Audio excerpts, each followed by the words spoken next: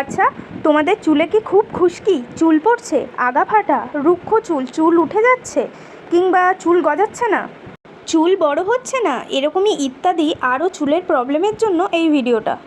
আমাদের যেটা করতে হবে সেটা হলো একটা তেল বানাতে হবে। তো চলো তেলটা কীভাবে বানাই সেটা দেখি। নিম পাতা, যেটি আমাদের খুশকি দূর করে, স্ক্যাল্পের ইনফেকশন দূর করে, মাথার ত্বক ঠান্ডা রাখে। আর অ্যালোভেরা, যেটি চুল শাইন আনে, মাথার চুল সফট রাখে, স্ক্যাল্প ঠান্ডা রাখে, খুশকি কমায়। আর আদা, ওটি আমাদের নতুন চুল গজাতে সাহায্য করে। আর পেঁয়াজ চুল পড়া কমায়, নতুন চুল গজাতে সাহায্য করে, চুল আগা ফাটা বন্ধ করে। মেথি, যেটি আমাদের চুল লম্বা ও ঘন করে, চুলের রুক্ষতা কমায়, নতুন চুল গজাতে সাহায্য করে ইত্যাদি। কালো জিরে, এটি চুলের রং ধরে রাখে, চুল মজবুত করে, আরও ইত্যাদি ইত্যাদি কাজ। জবা ফুল, যেটি চুল কালো করতে সাহায্য করে, চুল মজবুত করে ইত্যাদি ইত্যাদি। কারি পাতা, ওই একই কাজ, প্রায় সব ঘুরিয়ে পেঁচিয়ে একই কাজ। আর এই যে তেলটা, এটি হলো মশাল তেল, মশাল সরিষা তেল। তেলটা মাজার বোতলে আছে বলে যেন আবার মাজা ভেবে নিও না। আর এখানে আমি অনেক কিছুই স্কিপ করে গেছি, ওগুলো তোমরা দিতেই পারো। আর এগুলোর মধ্যে তোমাদের যদি কোনো কিছুতে প্রবলেম থাকে তাহলে নাও দিতে পারো, কোনো প্রবলেম নেই। আমি মেথি আর কালো জিরেটাকে একটু পিষে নেব হালকা করে।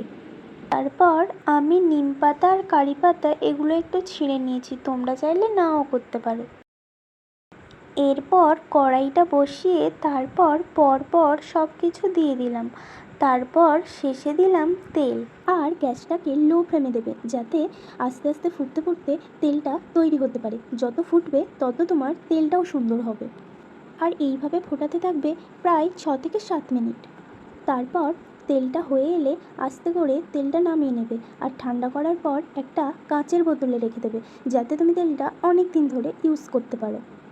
আর হ্যাঁ, যখন তোমরা তেলটা মাখবে তখন তেলটা যেহেতু অনেকটা গাঢ় হয়ে যাবে, ওই কারণে তুমি তেলের সঙ্গে একটু জল মিক্স করে নিতে পারো।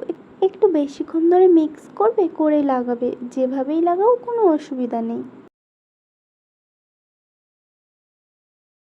আমার কিন্তু খুব চুল পড়ে, কিন্তু তোমরা দেখতে পাচ্ছ যে এই তেলটা ইউজ করার পর আমার একটু চুল পড়ছে না। আর কতটা শাইন লাগছে দেখো চুলটা।